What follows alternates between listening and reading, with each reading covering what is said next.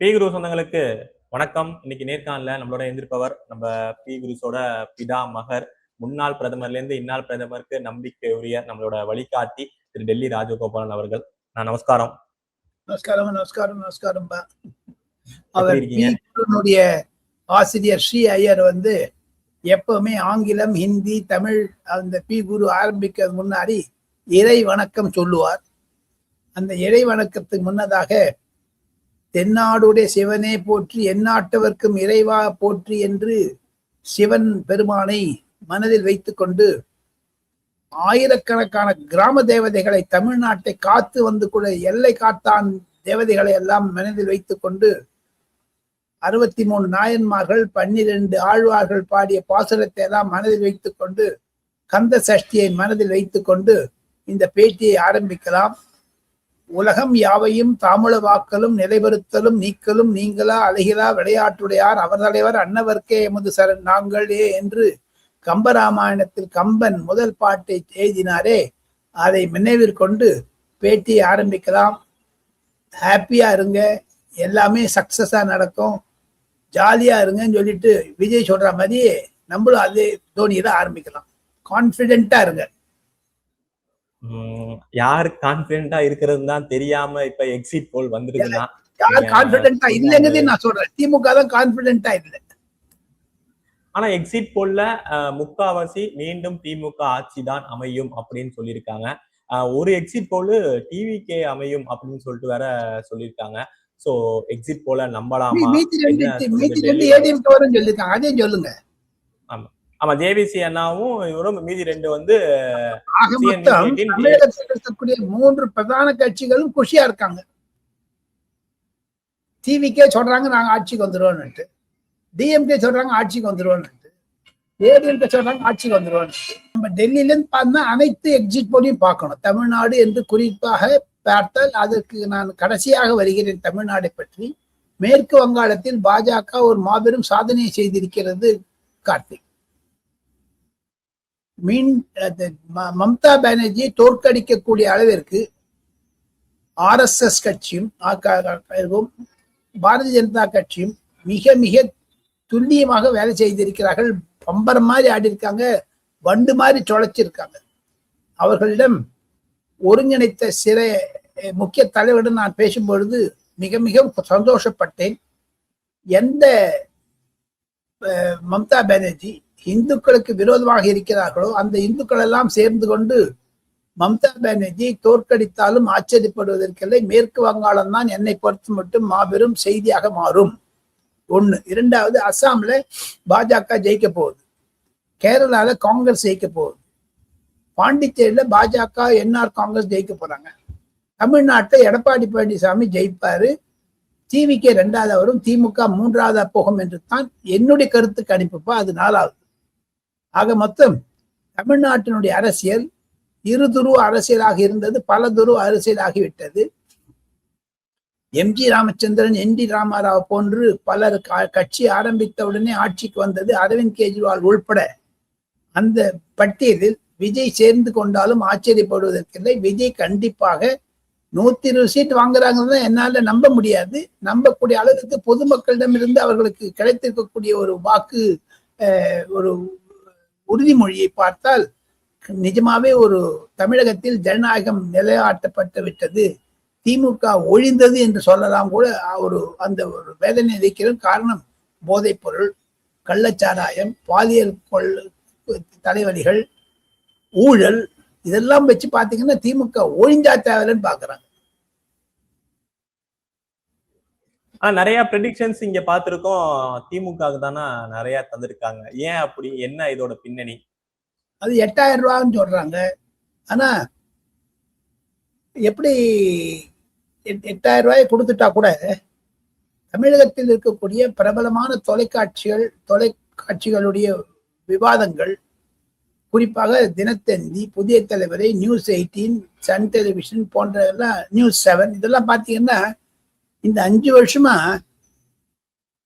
எடப்பாடி பழனிசாமி எங்க, நரேந்திர மோடி எங்க, நரேந்திர மோடி ஒழிக, அமித்ஷா ஒழிக, பாஜக ஒழிக, ஹிந்தி ஒழிக, ஓ பன்னீர்செல்வம் ஒழிக, கடைசியில் அங்க போய் சேர்ந்துட்டார் திமுக.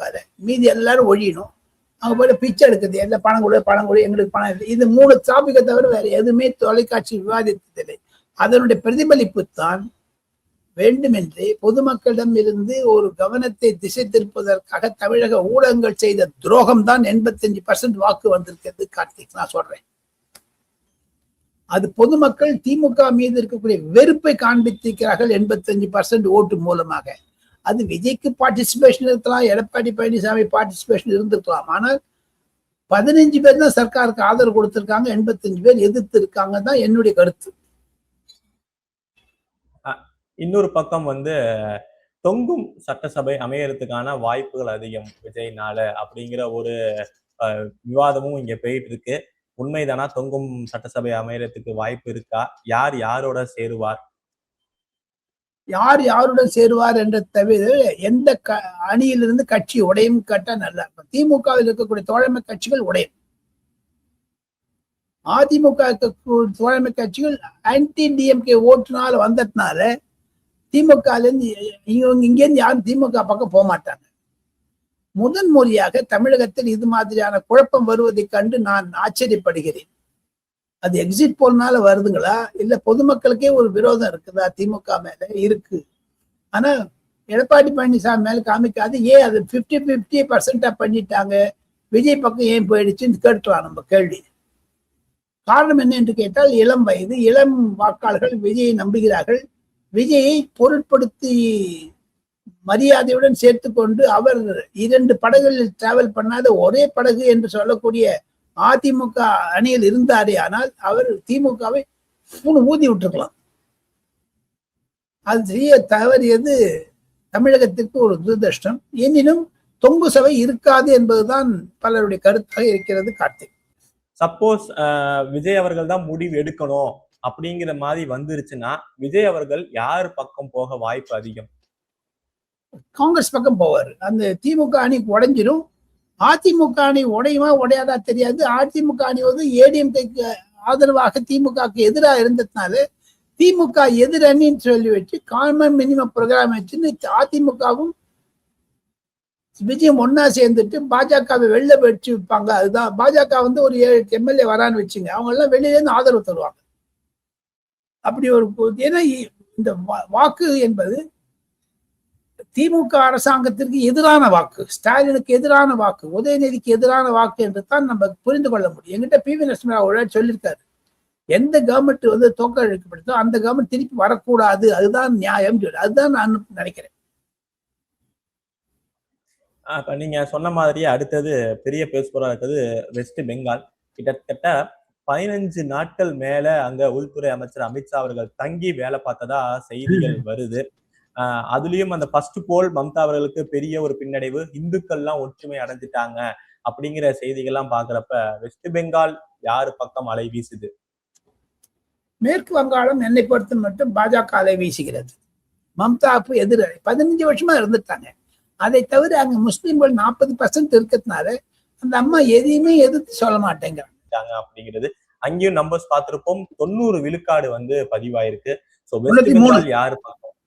93 அது 100 பேர்ல 93 பேர் ஓட்டு போட்டிருக்காங்க இதுக்கு, மம்தாவை ஒழிக்க வேண்டும் என்று. 7 பேர் தான் மம்தா வேணும் என்று சொல்லுகிறார்கள்.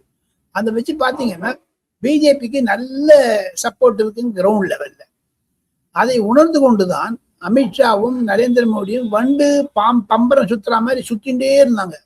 அமித்ஷா தென்னைக்கு வராமல் பியூஷ் கோயலை அனுப்பி வைத்து நீங்கள் மேற்பார்வையிடுங்க சொல்லி அவுட் சோர்ஸ் பண்ணாரு. எடப்பாடி பழனிசாமிக்கு பியூஷ் கோயலுக்கும் வகுத்து கொடுத்து விட்டார். அந்த ஒரு ஒருங்கிணைப்பு தான் அமித்ஷாவிற்குத்தான் பெருமை சாரும். அந்த வெஸ்ட் பெங்கால்ல ஜெயிச்சாங்கன்னா, அசாம்ல ஏற்கனவே ஜெயிச்சுட்டாங்க, நோ ப்ராப்ளம். கேரளால காங்கிரஸ், நான் ஏற்கனவே சொன்னேன். புதுச்சேரியில பாண்டிச்சேரியில ரங்கசாமி காங்கிரஸோட இவங்க பிஜேபி 2வது முறையாக ஆட்சிக்கு வராங்க. அந்த காற்று கண்டிப்பாக தமிழகத்திலும் அடிக்கும் என்று தான் நான் நினைக்கிறேன். கார்த்திக், காணொலி இறுதியான கேள்வியா, சப்போஸ் 5 மாநிலத்துல 4 என்டிஏ ஆட்சி அமைந்தால் பாஜக அடுத்த கட்ட நகர்வா எப்படி இருக்கும்? ஏன்னா அடுத்த தேர்தல் வந்து உத்தரப்பிரதேசத்திற்கு முன்னதாக எனக்கு ஒரு மனதில் படுகிறது, பி குரு தமிழ் நேயர்களுக்கு ஒரு புது செய்தியை சொல்ல ஆசைப்படுகிறேன். நிதின் நபீன் அவர்கள் புது டீம் அறிவிக்க இருக்கிறார். அதில் அண்ணாமலை முக்கிய பொறுப்பை எடுக்க இருக்கிறார். இளைஞர்களை ஒன்று சேர்க்க இருக்கிறார் நிதின் நபீன்.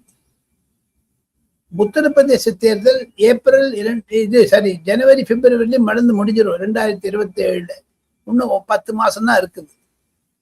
RSS தலைவர் 6 தரம் போயிட்டு வந்துட்டார். லக்னோ, கோரக்பூர், அயோத்தியா, அலகாபாத் என்றெல்லாம், பிரயாக்ராஜ் என்றெல்லாம். யோகி ஆதித்யநாத்தை ஏற்கனவே முன்மொழிந்து விட்டார் நிதின் நபீன், பாஜகவுடைய முகம் என்று. பிரதமர் பேசும்பொழுது யூபி பிளஸ் யோகி உபயோகி, அவர்தான் உபயோகி தான் எங்களுக்கு இருக்கார், உபயோகமா இருக்காருன்னு சொல்லியிருக்காரு நரேந்திர மோடியே. இந்த பின்னணியில் பார்த்தால் முழு மூச்சாக பாஜக யோகி ஆதித்யநாத் பின்னே தான் இருக்கும்.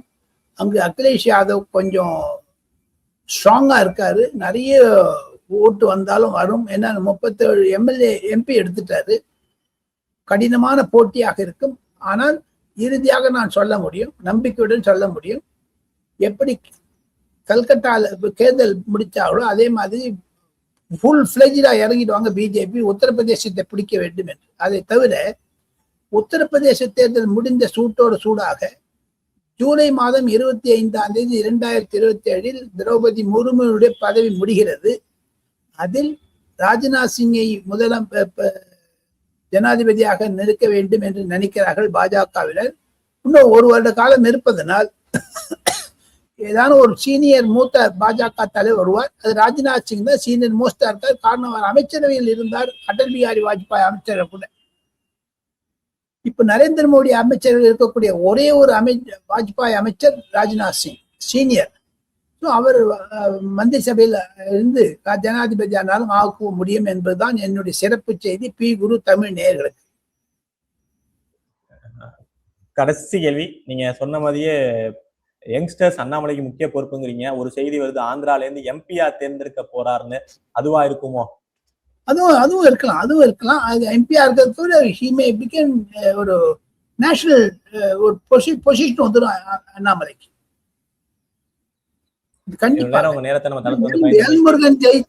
எல்முருகன் எம்எல்ஏ ஆயிட்டாருன்னா அந்த பதவி மத்திய பிரதேசத்துல இருந்து எடுத்துக்கலாம் அண்ணாமலை. எதுக்கு நீங்க ஆந்திரா போகணும்?